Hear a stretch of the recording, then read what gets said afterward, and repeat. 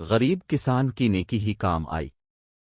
یہ زمانہ قدیم کی بات ہے، ایک گاؤں کا نام راس نگر تھا، وہاں کے لوگ بہت نیک اور اچھے تھے۔ اس گاؤں میں ایک شخص احمد علی رہتا تھا، جو تھا تو بہت ہی غریب لیکن نیک انسان تھا۔ پیشے کے لحاظ سے وہ ایک کسان تھا اور گاؤں کے چودھری کی زمین پر کام کر کے اپنا اور گھر والوں کا پیٹ پالتا تھا۔ چودھری بہت ہی ظالم اور مغرور تھا، وہ دوسروں سے بارا سلوک رکھتا اور لوگوں کی دل آزاری کرتا۔ احمد کی ایک ہی بیٹی تھی جس کا نام نوری تھا، وہ 8ویں جماعت کی طالبہ تھی۔ احمد علی کی خواہش تھی کہ اس کی بیٹی اعلیٰ تعلیم حاصل کرے۔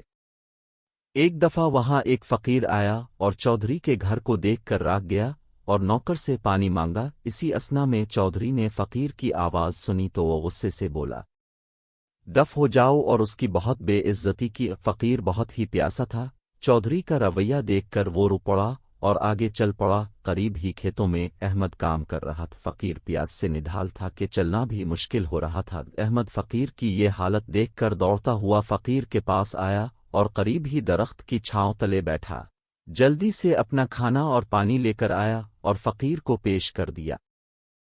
فقیر پانی پی کر کچھ بہتر ہو گیا، اس نے تھوڑا سا کھانا بھی تناول کیا اور خوش ہو کر احمد کو دعا دی کہ اللہ تعالیٰ تمہاری ہر خوشی پوری کرے۔ کچھ دنوں بعد ایک دن وہ کھیتوں میں کام کر رہا تھا کہ اس کو ایک چابی ملی۔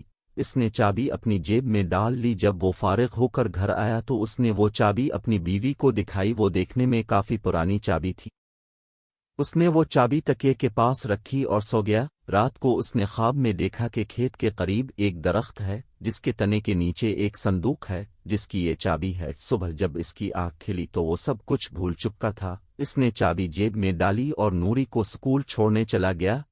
اس کے بعد وہ کھیتوں میں چلا گیا۔ جب وہ تھک گیا تو وہ سانس لینے کے لیے اسی تنے پر آ بیٹھا جس پر اس نے فقیر کو بیٹھایا تھا۔ اس کو سارا خواب یاد آ گیا۔ اس نے جلدی سے زمین کھودی تو وہاں صندوق موجود تھا۔